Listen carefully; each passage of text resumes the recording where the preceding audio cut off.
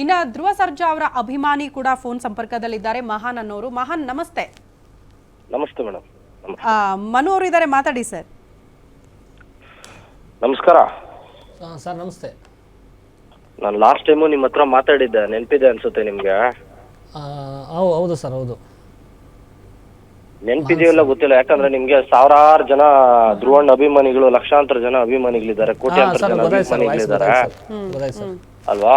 ಎಲ್ರು ಫೋನ್ ಮಾಡಿರ್ತಾರೆ, ನಿಮ್ಗೆ ನೆನಪಿರ್ತೀನಿ ಇಲ್ಲ ಗೊತ್ತಿಲ್ಲ, ಆದ್ರೆ ಇಲ್ಲ ಸರ್ ನೆನಪಿದೆ. ನೀವು ಮಾಡಿರುವಂತ ತಪ್ಪು ನೀವು ಸಾಯೋವರೆಗೂ ನೆನಪಿದ್ದೇ ಇರುತ್ತೆ.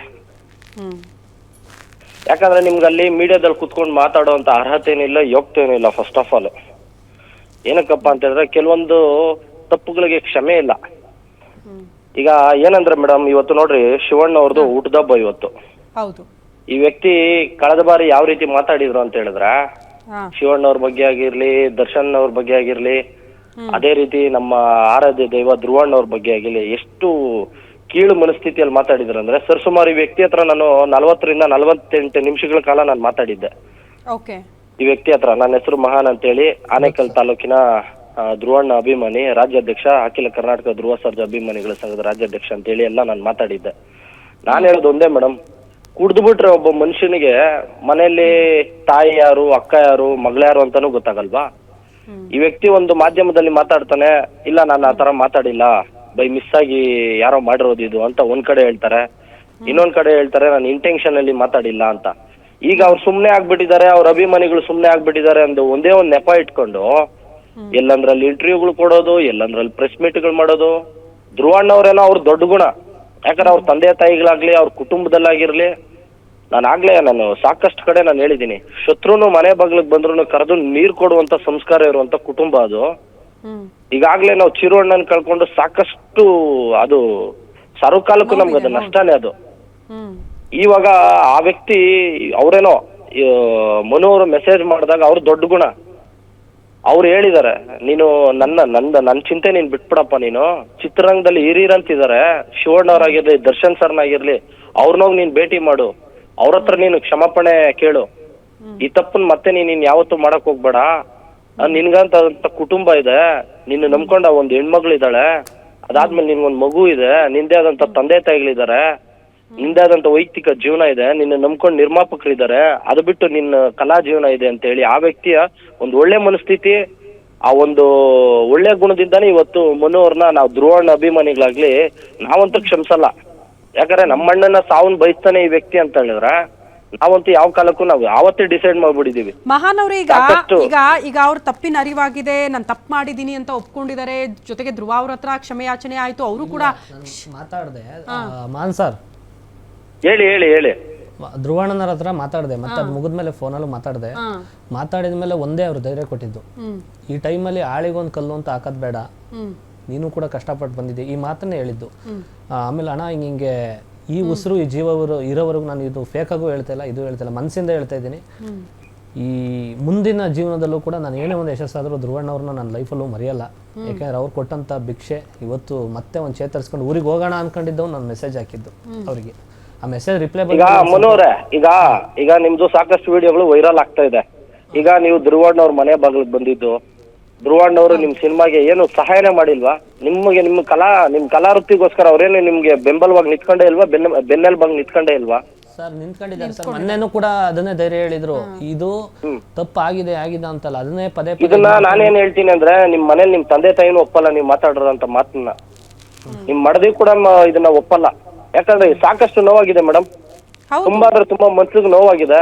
ಯಾಕಂತ ಹೇಳಿದ್ರೆ ನಾನು ಅದನ್ನೇ ಹೇಳ್ತಾ ಇದ್ದೀನಿ, ನೋವು ದೊಡ್ಡ ತಪ್ಪು, ಕ್ಷಮಿಸೋದಕ್ಕೆ ಆಗದೆ ಇರುವಂತಹ ತಪ್ಪು ನೀವು ಮಾಡಿರೋದು. ಆದ್ರೂ ಕೂಡ ಕನ್ನಡಿಗರ ಜನ ಹೆಂಗಂದ್ರೆ ಒಂದು ವಿಶಾಲ ಹೃದಯ ಸರ್, ಏನೇ ಇದ್ರೂ ಕೂಡ ಇರ್ಲಿ ಪರವಾಗಿಲ್ಲ, ನಮ್ಮವ್ರೆ ಅಲ್ವಾ ಮೇಡಮ್. ಇದೇ ಮೇಡಮ್ ಆಗಿರೋ ತಪ್ಪು ಮೇಡಮ್. ಈಗ ನಾನೊಂದು ವಿಷಯ ನಾನೇನ್ ಹೇಳ್ತೀನಿ ಅಂದ್ರೆ, ಹೌದು ಕನ್ನಡಿಗರು ವಿಶಾಲ ಹೃದಯದವ್ರು, ಆ ಕಡೆಯಿಂದ ನಮ್ ತಮಿಳಿಗರು ನಾವು ತೊಂದರೆ ಮಾಡಿದ್ರು ನಾವು ಸಹಿಸ್ಕೊಳ್ತೀವಿ, ಈ ಕಡೆ ತೆಲುಗು ಭಾಷೆಯವ್ರು ನಮ್ಗೆ ತೊಂದರೆ ಮಾಡಿದ್ರು ಸಹಿಸ್ಕೊಂತೀವಿ, ಈ ಕಡೆ ಕೇರಳದವ್ರು ಬಂದು ನಮ್ಗೆ ತೊಂದರೆ ಮಾಡಿದ್ರು ಸಹಿಸ್ಕೊಳ್ತೀವಿ, ಆ ಕಡೆ ನಾರ್ತ್ ಇಂದ ಬಂದವರು ನಮ್ಗೆ ತೊಂದರೆ ಮಾಡಿದ್ರೆ ಸಹಿಸ್ಕೊಳ್ತೀವಿ. ಎಲ್ಲವನ್ನ ಕೂಡ ಕ್ಷಮಿಸ್ಕೊಳಕ್ ಆಗಲ್ಲ ಸರ್, ಅದನ್ನು ಕೂಡ ಹೇಳ್ಬಿಡ್ತೀನಿ ನಾನು. ಅದನ್ನೇ ನಾನು ಹೇಳಕ್ ಬರ್ತಾ ಇದ್ದೀನಿ, ಎಲ್ಲಾನು ನಾವು ಸಹಿಸ್ಕೊಂಡು ಇವತ್ತು ಕನ್ನಡಿಗರ ಪರಿಸ್ಥಿತಿ ಇದಾಗಿದೆ. ಆದ್ರೆ ಅದಕ್ಕಿಂತ ಮೀರಿದ್ದು ಏನಂದ್ರೆ, ಒಬ್ಬ ಕನ್ನಡದ ಕಲಾವಿದನ ಮೇಲೆ, ಅದು ಮೇರು ಕಲಾವಿದರು ಶಿವಣ್ಣ ಅವ್ರ ಮೇಲಾಗಿರ್ಲಿ, ದರ್ಶನ್ ಅವ್ರ ಮೇಲಾಗಿರ್ಲಿ, ಅದಾದ್ಮೇಲೆ ಧ್ರುವಣ್ಣ ಅವ್ರ ಮೇಲಾಗ್ಲಿ, ಒಬ್ಬ ಸಾವು ಬಯಸುವಂತ ಮನಸ್ಥಿತಿ ಅದು ಒಬ್ಬ ಕನ್ನಡದ ಕಲಾವಿದನಿಂದಾನೆ ಆಗುತ್ತೆ ಅಂತ ಹೇಳಿದ್ರೆ ಮನ್ಸಿಗೆ ಎಷ್ಟು ನೋವಾಗುತ್ತೆ ಮೇಡಮ್. ಇವತ್ತು ಮಹಾನ್ ಸರ್, ನಾನು ಆರಂಭದಲ್ಲಿ ಈ ಎಲ್ಲಾ ವಿಚಾರಗಳನ್ನ ಪ್ರಸ್ತಾಪ ಮಾಡ್ಬಿಟ್ಟಿದೀನಿ ಸರ್. ಮೇರು ನಟನ ಬಗ್ಗೆ ಹಿಂಗ್ ಮಾತಾಡಬಾರ್ದು, ಯಾರು ಹೇಳಿಸಿದ್ರು ಕೂಡ ಮಾತಾಡಬಾರ್ದು, ಹಿಂಗ್ ಹೇಳಿ ಅಂದ್ರೂ ಮಾತಾಡಬಾರ್ದು ಅಂತ. ಕುಡಿದು ಮತ್ತಲ್ಲಿ ಏನೋ ಮಾತಾಡ್ತೀವಿ ಅಂತ ಮಾತಾಡಕ್ ಆಗಲ್ಲ ಸರ್. ಮಹಾನ್ ಸರ್, ಈಗ ನಂದೊಂದು ಪ್ರಶ್ನೆ ಸರ್, ಮಂಪ್ರಲ್ ಮಾತಾಡ್ಬಿಟ್ಟೆ ಅಂತ ಹೇಳ್ತಾರೆ ಓಕೆ. ಹೆಂಗೆ ಮೇಡಮ್? ಈಗ ನೀವು ಅಲ್ಲಿ ಮಾಧ್ಯಮದಲ್ಲಿ ಒಂದು ತಾಯಿ ತರ ನೀವು ಅಲ್ಲಿ ಕುತ್ಕೊಂಡಿದೀರಾ, ನೀವು ಒಂದು ಹೆಣ್ಮಗಳು ಕುಡ್ದ್ಬಿಟ್ಟು ನಿಮ್ಮನ್ನ ಮುಂಪ್ರಲ್ಲಿ ಹೆಂಗಂದ್ರಂಗ್ ಮಾತಾಡ್ಬಿಟ್ಟೆ ಅಂದ್ರೆ ಏನ್ ಮೇಡಮ್ ಅದ್ರ ಅರ್ಥ? ತಪ್ಪು ಸರ್, ಯಾರ ಬಗ್ಗೆನೂ ಮಾತಾಡಬಾರ್ದು. ಈಗ ಕನ್ನಡ ಚಿತ್ರರಂಗದಲ್ಲಿ ಸಾಕಷ್ಟು ಸಮಸ್ಯೆಗಳಿದಾವೆ. ಒಬ್ರು ಲೀಡರ್ ಬೇಕು ನಮ್ಗೆ, ಚಿತ್ರರಂಗ ನಡ್ಸ್ಕೊಂಡು ಹೋಗೋರಂತವ್ರು ಬೇಕು. ಈಗಲೇ ನಮ್ ಸೀನಿಯರ್ಗಳಂತೇಳಿ ಸಾಕಷ್ಟು ಜನ ಇದಾರೆ. ಈಗ ಪುನೀತ್ ಸರ್ ನಾವು ಕಳ್ಕೊಂಡು ಚಿತ್ರರಂಗ ಖಾಲಿ ಇದೆ. ಈಗ ಶಿವಣ್ಣ ಅವ್ರಾಗಿರ್ಲಿ, ದರ್ಶನ್ ಸರ್ ಆಗಿರ್ಲಿ, ಸುದೀಪ್ ಸರ್ ಆಗಿರ್ಲಿ, ಈ ತರ ಸಾಕಷ್ಟು ಜನ, ಯಶ್ ಅವ್ರಾಗಿರ್ಲಿ, ಅದಾದ್ಮೇಲೆ ಸಾಕಷ್ಟು ಜನ ನಮ್ಮ ಕನ್ನಡ ಚಿತ್ರರಂಗನ ಇನ್ನೊಂದು ಹಂತಕ್ಕೆ ತಗೊಂಡೋಗ್ತಾ ಇದಾರೆ. ನೆಕ್ಸ್ಟ್ ಜನರೇಷನ್ ಅಲ್ಲಿ ಬರೋದಾದ್ರೆ ನಮ್ಮ ಧ್ರುವಣ್ಣ ಅವರು ಯಾವ ರೀತಿ ಪ್ರೀತಿ ವಿಶ್ವಾಸನ ಚಿತ್ರರಂಗದಲ್ಲಿ ಸಂಪಾದನೆ ಮಾಡಿದ್ದಾರೆ. ಒಬ್ಬ ಸಣ್ಣ ಕಲಾವಿದರಾಗಿರ್ಲಿ, ಹಿರಿಯ ಕಲಾವಿದರಾಗಿರ್ಲಿ, ಒಬ್ಬ ಚಿಕ್ಕ ಯೂಟ್ಯೂಬರ್, ಇನ್ಸ್ಟಾಗ್ರಾಮ್ ಒಂದ್ ಬಂದ್ರು ಯಾವ ರೀತಿ ಪ್ರೀತಿ ವಿಶ್ವಾಸದಿಂದ ಮನೆ ಬಾಗ್ಲಿಗೆ ಕರೆದು ನೀರು ಕೊಟ್ಟು ಊಟ ಕೊಟ್ಟು ಸಂತೈಸ್ತಾರೆ. ಅಂತ ಒಬ್ಬ ತಾಯಿ ಹೃದಯ ಇರುವಂತ ವ್ಯಕ್ತಿಗೆ ಈ ವ್ಯಕ್ತಿ ಈ ರೀತಿ ಕುಡ್ದ್ಬಿಟ್ಟು ಮಾಡ್ತಾನೆ ಅಂತ ಹೇಳಿದ್ರೆ, ಧ್ರುವಣ್ಣ ಅಭಿಮಾನಿಗಳಲ್ಲೂ ಕ್ಲಾಸು ಇದಾರೆ ಮೇಡಮ್, ಮಾಸು ಇದಾರೆ, ವಿದ್ಯಾವಂತರು ಇದಾರೆ, ಕ್ಯಾಬ್ ಓಡಿಸೋರು ಇದಾರೆ, ಆಟೋ ಓಡಿಸೋರು ಇದಾರೆ, ಗಾರೆ ಕೆಲಸದವ್ರು ಇದಾರೆ, ಎಲ್ಲಾ ತರ ವರ್ಗದ ಜನರು ಧ್ರುವಣ್ಣನ ಇಷ್ಟಪಡ್ತಾರೆ. ಮಕ್ಕಳು ಇದಾರೆ, ಹೆಣ್ಮಕ್ಳು ಇದಾರೆ. ಎಲ್ರ ಮನಸ್ಥಿತಿನೂ ಒಂದೇ ರೀತಿ ಇರಲ್ಲ. ಇವಾಗ ಅವ್ರ ದೊಡ್ಡ ಗುಣ ಅವ್ರು ಕ್ಷಮಿಸಿದ್ರು, ಎಲ್ಲೋ ಒಂದ್ ಕಡೆ ಯಾರಿಗೋ ಒಬ್ರಿಗೆ ನೋವು ಇದ್ದೇ ಇರುತ್ತಲ್ವ ಮೇಡಮ್? ನಮ್ಮ ಧ್ರುವಣ್ಣನ ಇವ್ರು ಈ ರೀತಿ ಮಹಾನ್ ಸರ್, ಈಗ ಕ್ಷಮೆ ಯಾಚನೆ ಮಾಡೋದು ತಪ್ಪಿನ ಅರಿವಾಗಿ ಅವ್ರ ಕರ್ತವ್ಯ ಅವ್ರು ಮಾಡಿದ್ದಾರೆ. ಮಹಾನ್ ಸರ್, ಒಂದ್ ಫೈನಲ್ ಆಗಿ ಹೇಳ್ಬಿಡ್ತೀನಿ ಸರ್, ಕ್ಷಮಿಸೋದು ಬಿಡಿಸೋದು ನಾವ್ ಯಾರ ಮೇಲೂ ಒತ್ತಡ ಹಾಕಿ ನೀವು ಕ್ಷಮಿಸ್ಲೇಬೇಕು ಅಂತ ಹೇಳಕ್ ಆಗಲ್ಲ ಸರ್. ಅವ್ರವ್ರ ವೈಯಕ್ತಿಕ ಅಭಿಪ್ರಾಯಗಳದು. ಹಾಗಾಗಿ ಕ್ಷಮಿಸೋದು ಬಿಡೋದು ಅವ್ರಿಗೆ ಬಿಟ್ಟಿದ್ದು. ಕ್ಷಮೆಯಾಚನೆ ಅಂತೂ ಆಗಿದೆ. ಮಹಾನ್ ಸರ್, ನಿಮಗೊಂದು ದಿನ ಯಾವತ್ತಾದ್ರೂ ಇಲ್ಲಪ್ಪ ಈ ವ್ಯಕ್ತಿ ಕ್ಷಮಿಸ್ಬಿಡೋಣ ಅಂತ ಮನಸ್ಸು ಮಾಡಿದ್ರೆ ಸರ್, ಅಂಥದ್ದೊಂದು ದಿನ ಬಂದ್ರೆ ಕ್ಷಮಿಸಿ. ಈಗ ಒತ್ತಡ ಹಾಕಿ ಕ್ಷಮಿಸಲೇಬೇಕು ಅಂತ ಸಪೋರ್ಟ್ ಮಾಡಿ ಅಂತ ಯಾರು ಕೇಳಲ್ಲ. ಭಗವಂತ ಒಬ್ಬ ಇದ್ದಾನೆ ಮೇಡಮ್, ಇದಕ್ಕೆಲ್ಲ ಅವ್ರ ಸಾಕ್ಷಿ. ಅದಾದ್ಮೇಲೆ ನಮಗೆ ನಮ್ಮ ಯಜಮಾನರು ಕ್ಷಮಿಸಿದಾರಲ್ಲ, ಅವ್ರ ಮುಂದೆ ನಮ್ದು ಏನು ಇಲ್ಲ ಮೇಡಮ್. ಅವ್ರು ಕ್ಷಮಿಸ್ಬಿಟ್ಟಿದಾರೆ ಅಂತಂದ್ಮೇಲೆ ನಾವೆಲ್ಲ ಅವ್ರು ಹೆಂಗ್ ಯಾವ ರೀತಿ ಹೇಳ್ತಾರೋ ಆ ರೀತಿ ಮಾಡೋಂತ ಜನ ನಾವು. ಯಾವತ್ತು ನಮ್ಗೆ ಅನ್ನ ಹಾಕಿ ಅಂತ ಹೇಳಿ ಅದಾದ್ಮೇಲೆ ಸಾಕಷ್ಟು ಜನರಿಗೆ ಸಮಸ್ಯೆ. Yes sir, thank you sir, thank you. Guarantee news ಜೊತೆ ಮಾತನಾಡಿದಕ್ಕೆ. ಫೈನಲ್ ಆಗಿ ಅವ್ರು ಒಪ್ಕೊಂಡ್ರು, ನಮ್ಮ ಅಣ್ಣ ಒಪ್ಕೊಂಡಿದ್ದಾರೆ, ಅವ್ರು ಕ್ಷಮಿಸಿದ್ದಾರೆ ಅಂದ್ರೆ ನಾವು ಅವ್ರು ಹೆಂಗೆ ಹೇಳ್ತಾರೆ ಹಂಗೆ ಕೇಳ್ತೀವಿ ಅಂತ. ಬಟ್ ಅವ್ರು ಹೇಳಿದ್ದೊಂದು ಮಾತು ಕೇಳಿಸ್ಕೊಂಡ್ರಾ ನೀವು? ಎಲ್ಲರಿಗೂ ಒತ್ತಡ ಹಾಕಿ ಕ್ಷಮಿಸ್ಲೇಬೇಕು, ನಾನು ಮಾಡಿದ ತಪ್ಪು ಕ್ಷಮೆಯಾಚನೆ ಆಗ್ಬಿಟ್ಟಿದೆ ಅಂದ್ರೆ ಒಪ್ಕೊಳ್ಳೋ ಮನಸ್ಥಿತಿಯಲ್ಲಿ ಎಲ್ಲರೂ ಕೂಡ ಇಲ್ಲ ಅಂತ. ಸೊ ಫೈನಲಿ ಏನು ಹೇಳ್ತೀರಿ ನೀವು ಕರ್ನಾಟಕದ ಜನತೆಗೆ ಆ ಮೇರು ನಟರ ಬಗ್ಗೆ ಈ ವೇದಿಕೆಯಲ್ಲಿ? ತಪ್ಪು ಆಗಬಾರ್ದಿತ್ತು, ಆಗೋಗಿದೆ.